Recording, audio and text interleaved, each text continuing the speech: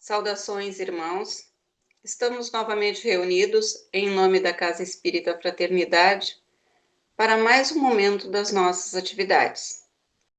Agora, nestes instantes, nós começamos a nossa atividade com as irradiações.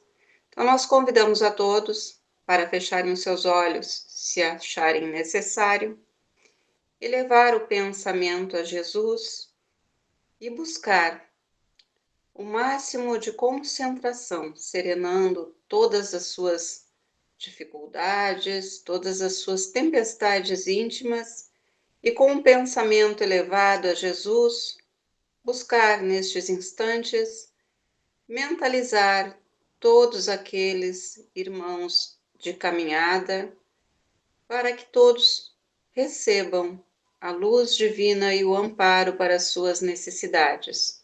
Nossos familiares que convivem conosco, aqueles mais distantes, que todos recebam o amparo e a luz divina, que o nosso lar possa ser higienizado, possa ser retirado todos os miasmas que nós colocamos com os nossos pensamentos, com as nossas atitudes, muitas vezes desajustadas. Pedimos a Jesus que ampare aqueles nossos irmãos que se encontram nas ruas, sem um lar, sem um teto que os abrigue. Que eles possam receber o amparo de mãos amigas, que levem até eles o carinho e aquilo de que eles precisam para se manter. Que eles tenham a oportunidade de refazer a sua caminhada quando estiverem em condições de receber este auxílio. Assim também pedimos por todos os nossos irmãos que se encontram nos abrigos, nos asilos, nos orfanatos, em início e fim de jornada, que todos eles recebam o amparo e o carinho daqueles que os assistem, de Jesus, nosso Mestre, que a sua luz divina chegue até eles.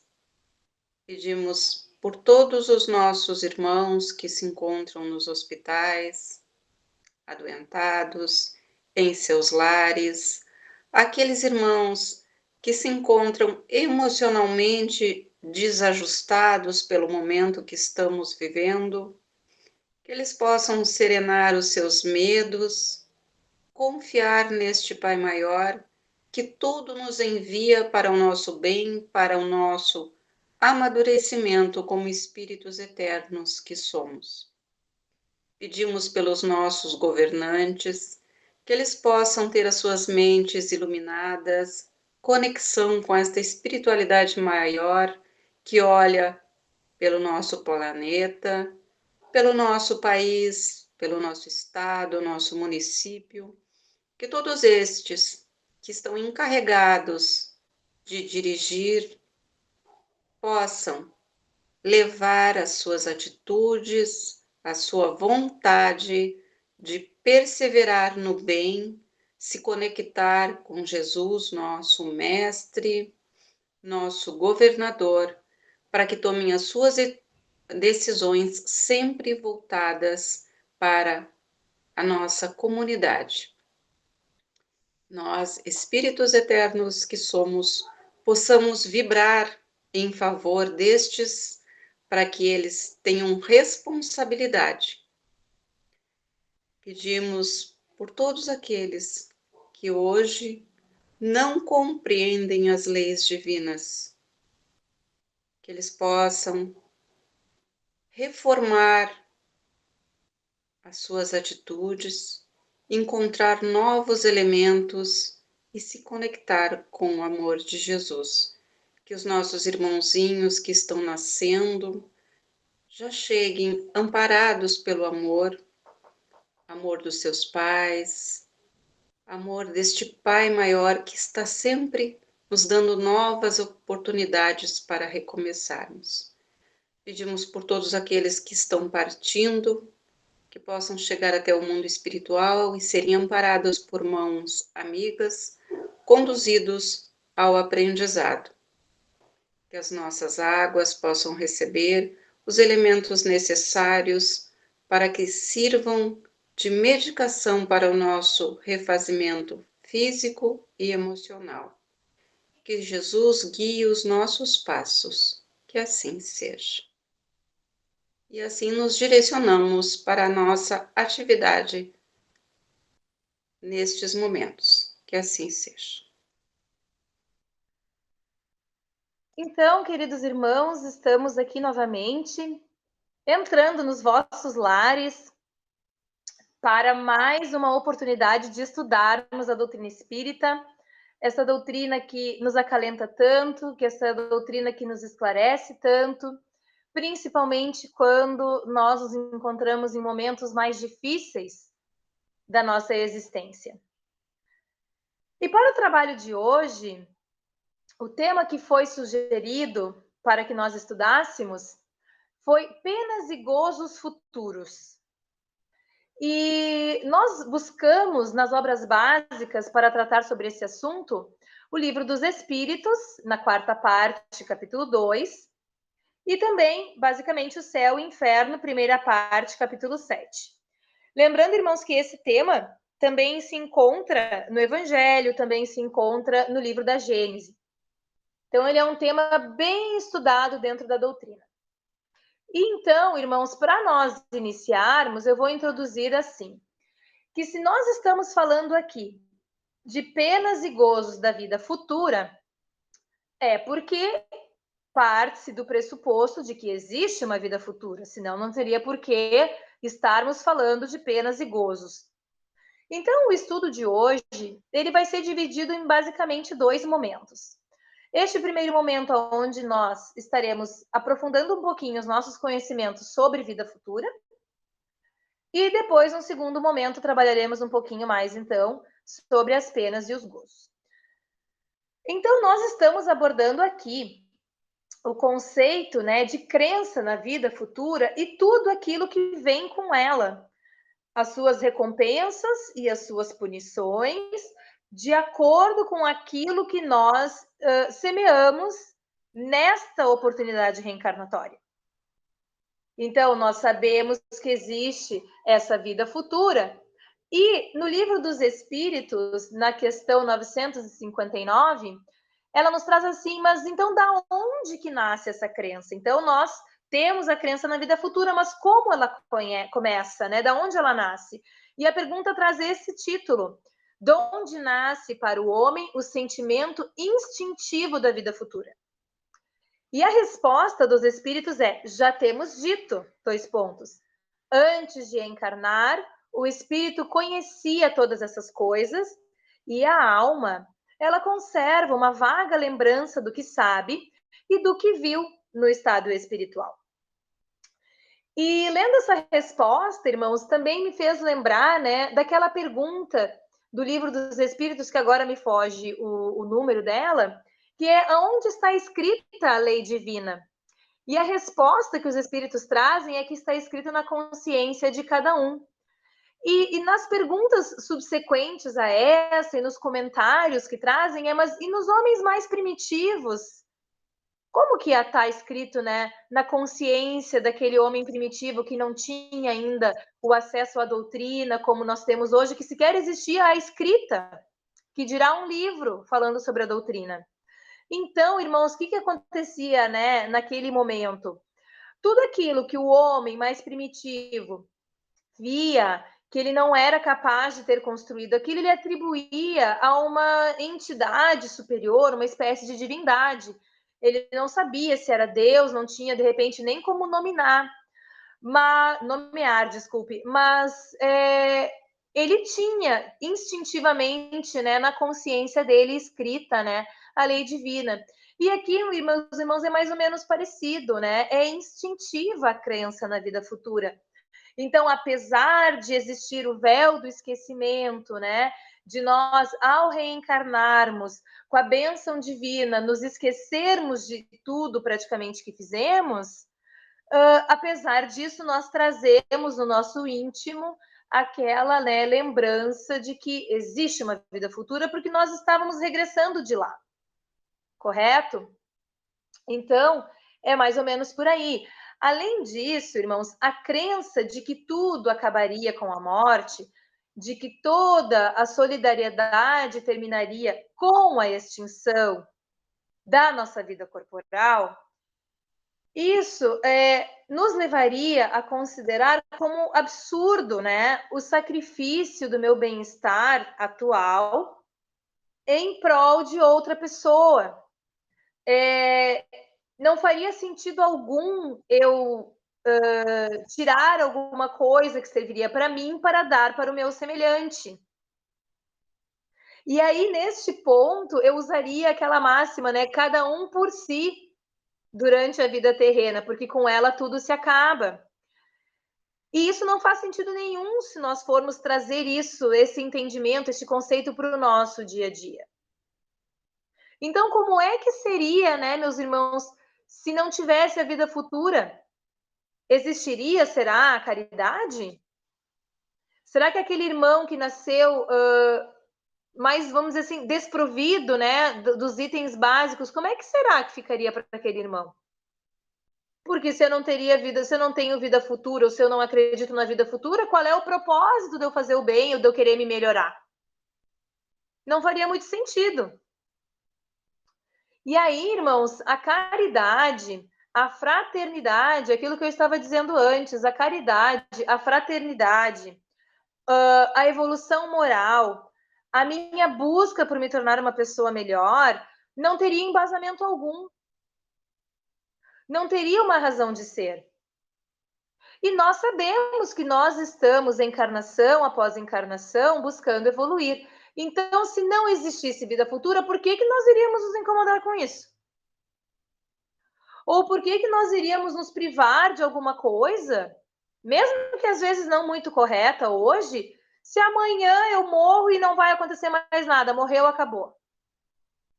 Então, a negação de uma vida futura ou a simples dúvida de que existe a vida espiritual, só aí nós já temos os maiores estimuladores ou estimulantes, enfim, do egoísmo e da vaidade, que são as maiores chagas, né, os grandes causadores dos maiores males da humanidade.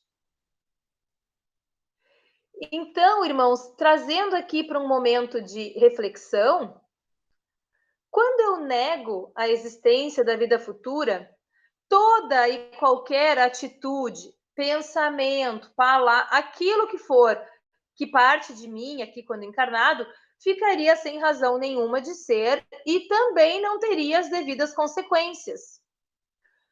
Mas, irmãos, se nós, né, que conhecemos um pouquinho da doutrina espírita, nós sabemos que existem as leis divinas. E nós sabemos que a justiça divina é perfeita. Existe uma lei principal ali que não teria como isso se dar, né? Seria a lei de causa e efeito. Então, como é que eu vou fazer alguma coisa e não ter a consequência daquilo que eu fiz?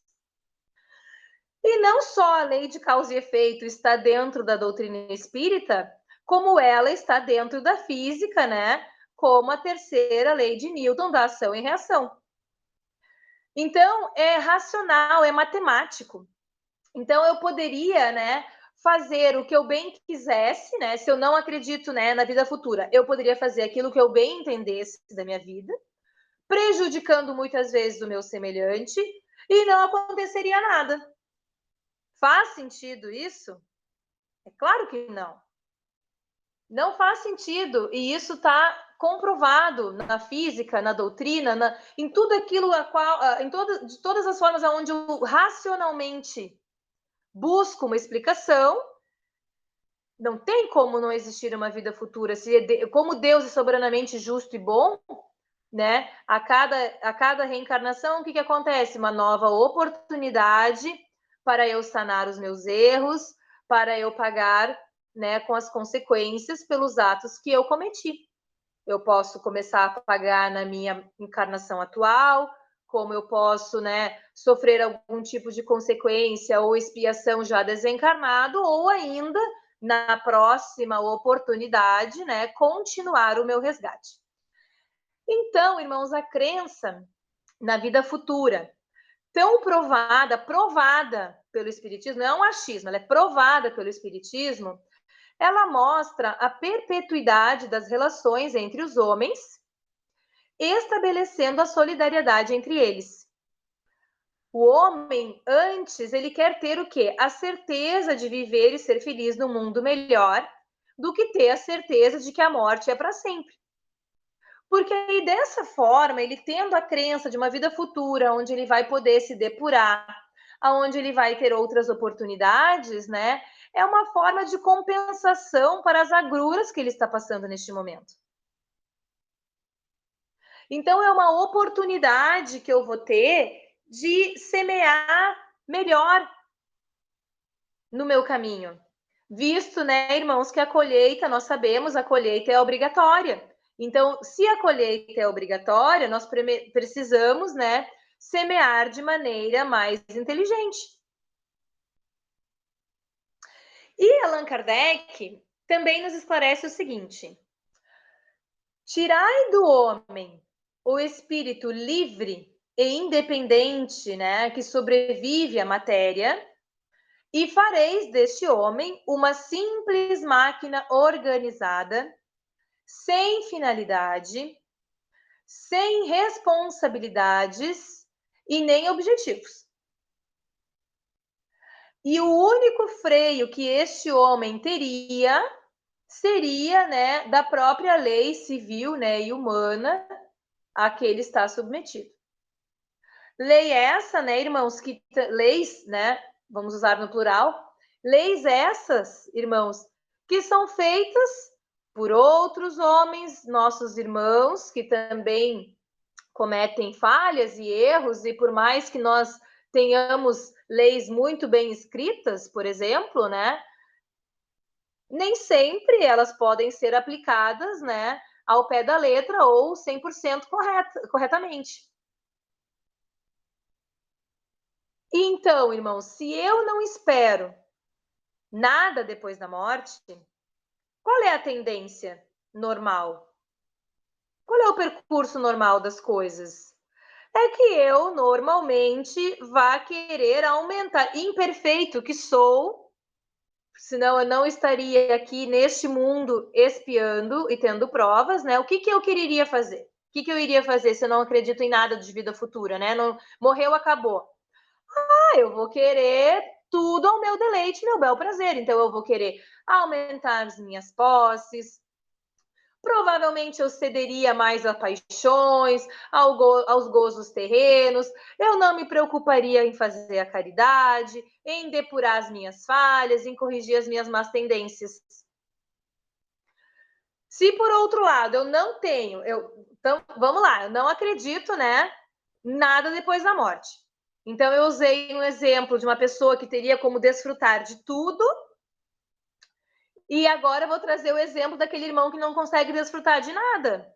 Então, o que ele teria se não sofrimentos? Ele não teria nenhuma perspectiva de melhora ou alguma espécie de refúgio, ele teria somente o desespero em toda a existência dele terrena. Ao passo que quando eu tenho bem claro para mim que a vida futura existe, né? Eu sei que eu terei outras oportunidades. Eu sei que, porventura, se nesta vida eu atravessei com mais dificuldades de ordem material, talvez na próxima não seja assim. Eu vou receber um outro tipo de provação. Mas por quê? Porque eu sei que existe um depois. Mas quando não existe um depois para essa pessoa, o que ela vai encontrar muitas vezes é um desespero, um desalento, né? É muito complicado. E aí, irmãos, eu falei antes, né, que a doutrina espírita ela comprova a existência da vida futura. E como que é feito isso, irmãos? Nós temos, comprovando a existência da vida futura, os relatos de vários espíritos que vêm nos contar sobre isso. Como assim? E aqui, né, trazendo, ninguém jamais imaginou que as almas, depois da morte, se encontrariam nessa ou naquela condição. Mas são essas mesmas almas que partiram aqui da Terra que hoje vêm nos iniciar nos mistérios da vida futura. Elas vêm nos esclarecer, nos contar, descrever a sua situação feliz ou desgraçada.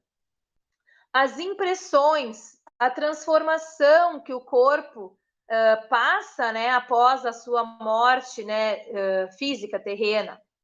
Elas vêm nos trazer, esses espíritos, esses irmãos, eles vêm nos trazer os ensinamentos de Cristo a esse respeito, irmãos. E nós temos diversos exemplos. Quem aqui nunca ouviu falar da obra O Nosso Lar? Então, nós temos, por exemplo, na obra de André Luiz, na série, né, A Vida no Mundo Espiritual, que são diversas obras, a primeira obra, o que ele conta? Como que era, conta um pedacinho, né, inicial, do jeito, né, que ele tinha, como era, né, a vida dele ainda quando encarnado, depois conta, né, não vou dar spoiler, depois conta ele desencarnado e o que foi acontecendo depois. Então, quem não conhece a história, vai lá ler. Tem o filme também, né, para quem não quer ler o livro, mas recomendo muito. Então, esses relatos, assim como o irmão André Luiz traz com muitos detalhes a vida dele na colônia espiritual e tudo que ele foi aprendendo depois e trabalhando para a colônia, né, em prol do bom funcionamento e o auxílio dos irmãos necessitados, né? Então, este é apenas um dos exemplos que os espíritos nos fornecem. E dentre esses exemplos, nós temos exemplos de espíritos mais elevados, menos elevados, que trazem com mais ou menos detalhes, que muitas vezes explicam o porquê que eles estão naquela condição, né, para até nos servir de alerta. Então, é uma alegria, se nós formos pensar assim, que nós temos essa oportunidade de aprender com eles. E como é que chega, né, ao conhecimento das pessoas esses relatos? Irmãos, através de outros milhares de auxiliares que existem disseminados no mundo, que são os médiums. Então, esses relatos que chegam até nós por livros, por psicografias, por, enfim, trabalho em mesa mediúnica, eles deixam de ser privilégio de alguns, porque todas as pessoas hoje em dia, com acesso às redes, às obras, tu consegue até baixar em PDF, não precisa nem comprar. Então, tu consegue ter acesso a essas informações lendo, estudando, questionando, procurando uma casa espírita para um grupo de estudo um pouco, né, mais consistente nas obras. E assim, eu não preciso, então, eu acredito na doutrina porque o meu vizinho aqui me contou um pouquinho, eu achei legal, então eu acredito, sou espírita. Não precisa disso. A doutrina é baseada na fé raciocinada, então eu tenho condições de raciocinar e interpretar aquelas informações que me chegam. Né? Não é porque crer porque crer. Não, tem um motivo, tem uma explicação, tem um fundamento. E independentemente, irmãos, da questão material que ainda reina nesse mundo, né? O homem, ele se preocupa muito, né? Com o que vai acontecer depois. Depois do quê? Do instante fatal, o instante do desenlace, né? O desencarne dele. E por que ele se preocupa, né? Por que ele fica apreensivo?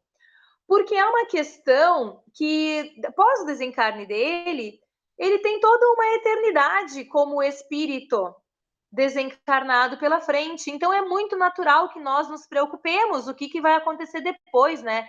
Ó, eu tô aqui, eu tô doente, eu sei que o meu caso, eu vou ter ainda algum tempo de vida, mas e aí? E depois? O que será que vai acontecer, né? E a gente, irmãos, a gente pode usar uma analogia se nós pegarmos alguém que vai, por exemplo, se mudar para o exterior, né? Então, aquela pessoa, ela vai, às vezes, por um tempo curto e volta, às vezes ela passa os 5, 10 anos e volta para a terra natal, ou às vezes ela vai para não voltar, inicialmente com essa, né, com essa premissa de não retornar. É extremamente natural, né, que aquele irmão queira conhecer um pouco do país que ele vai morar, a questão econômica, a segurança, o acesso à saúde, como é que é a cultura, como é que é a questão social daquele país que ele vai morar. Então, se é assim, para situações, às vezes, que a gente vai ficar fora pouco tempo, ou poucos meses, ou poucos anos, imagina quando é o nosso desencarne, né? Então, é muito natural que nós nos preocupemos, né, quando este momento chegar. Eu sei que eu acho que eu vou me preocupar, né, porque é inerente à nossa existência isso, né, irmãos? Então, acontece. E essas relações, esse intercâmbio que nós temos com aqueles que já partiram, né, através delas eu tenho condições de conhecer a situação que esses irmãos se encontram. Então, a gente consegue ver a trajetória deles, nós conseguimos conhecer as alegrias e as penas pelas quais eles estão atravessando, o motivo pelo qual eles estão infelizes ou felizes, né, conforme aquilo que eles fizeram de mal ou aquilo que eles fizeram de bem, né, enquanto eles estavam encarnados. Sendo assim, então, né, irmãos, assim, analisando tudo isso que eu trouxe até aqui, a gente sabe que o futuro, ele não é uma vaga esperança, né? Ele é fato, é uma certeza matemática. E partindo desse entendimento, nós sabemos que aí a morte não vai mais ter aquele caráter aterrador, que mete medo, né? Porque nós vamos conseguir enxergar esse desencarne como uma libertação, como a porta de entrada para a verdadeira vida, na minha verdadeira pátria, que é aquela espiritual, que é onde eu vou buscar me melhorar, que é onde eu vou aprender com os meus erros, que é onde eu vou ser auxiliado, instruído, né? Onde eu vou me melhorar para depois, numa nova oportunidade, né? Colocar em prática aquilo que eu aprendi. E agora sim, irmãos, agora que nós sacramentamos, né, um pouquinho, que nós temos mais claro sobre a vida futura, vamos falar sobre as penas e as recompensas. O que nós temos que saber sobre elas? Que as penas e as recompensas, elas estão necessariamente relacionadas ao uso do livre-arbítrio, uma vez que a responsabilidade dos nossos atos é a consequência da realidade futura. É aquilo que eu falei antes. Se eu sou um bom semeador, eu vou ter uma colheita que vai me dar muita satisfação. Se eu não sei semear muito bem, talvez a minha colheita não seja das melhores, né? Então, para tudo vai ter uma consequência. É lei de ação e reação, é lei de causa e efeito. E além disso, irmãos, eu falei antes também, Deus é soberanamente justo e bom. A justiça divina, ela é infalível, ela é perfeita. Então, devido a isso, não é possível que Deus queira que uns gozem sem trabalho daqueles bens que outros só vão alcançar com muito esforço e perseverança. A ideia é que, mediante a sabedoria de suas leis, Deus nos dá da sua justiça e da sua bondade, não nos permite crer que o justo e o mal estejam na mesma categoria aos olhos de Deus. Eles vão ter as mesmas oportunidades de corrigir os seus erros, mas não é justo que um possa usufruir dos bens que aquele outro adquiriu com muito sacrifício.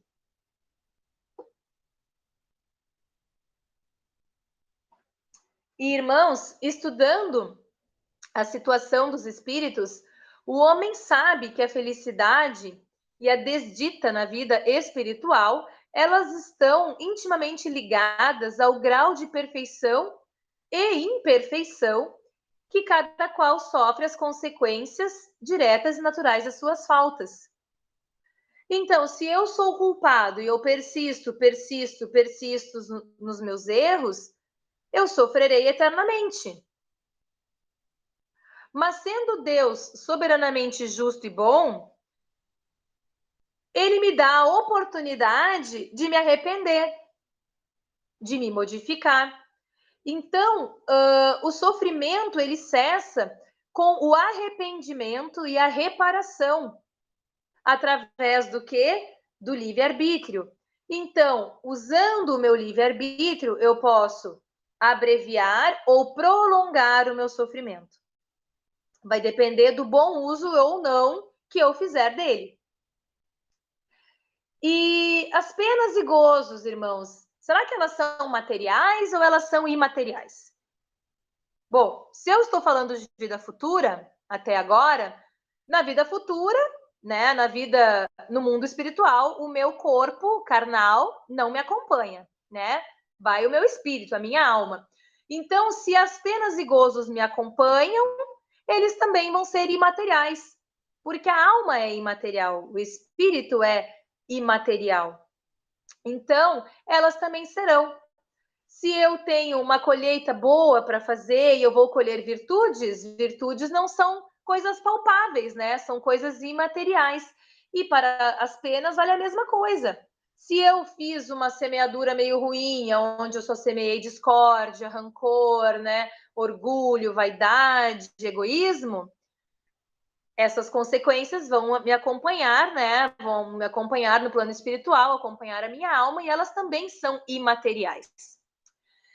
E aqui, irmãos, eu trago agora um exemplo, né, do que seria a felicidade para os bons espíritos.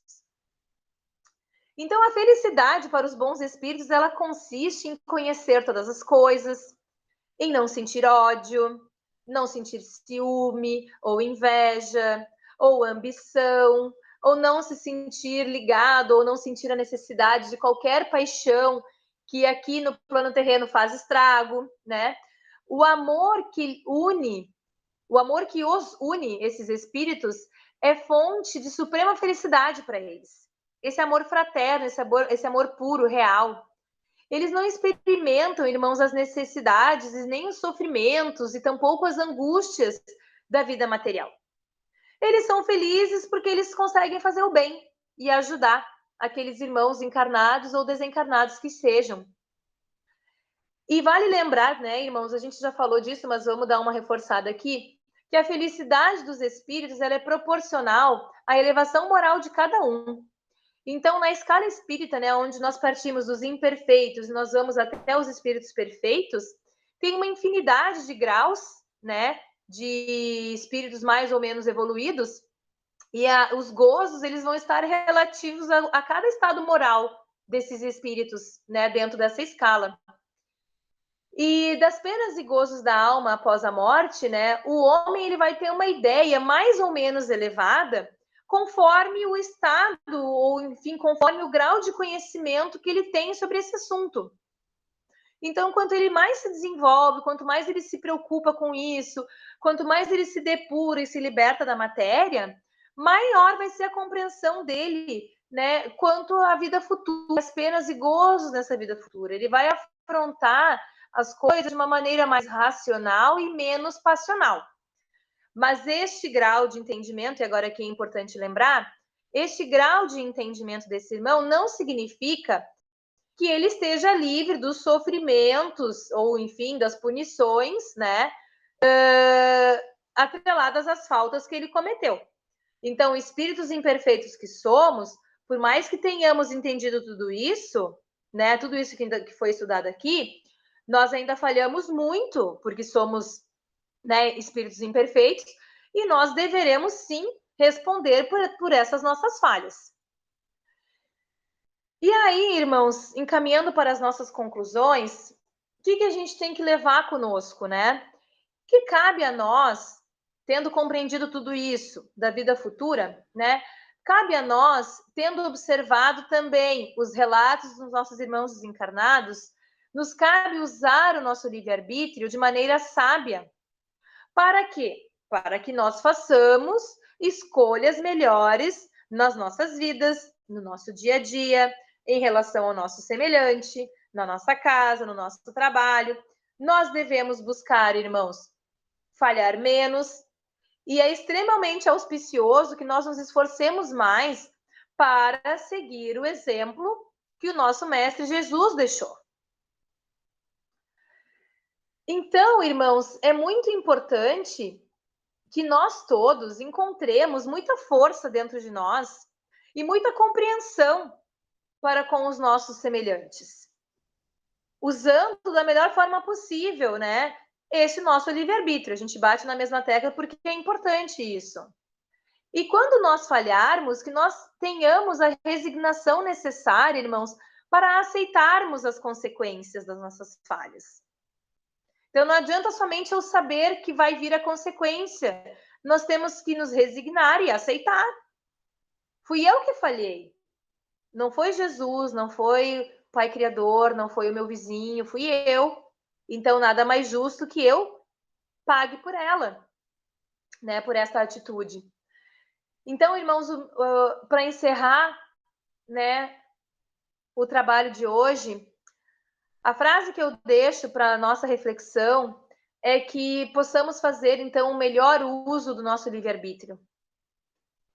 Que, ao fazermos esse bom uso, essas boas escolhas tenham um impacto positivo na vida do nosso semelhante. Eu agradeço muito pela atenção de todos vocês, que nós todos fiquemos em paz e que assim seja. Agradecemos estes momentos de aprendizado e esclarecimento. Pedimos a Jesus, a Deus Pai e a espiritualidade amiga, que possa nos amparar para que possamos levar o conhecimento que nos chega para a nossa vida diária. Que assim seja.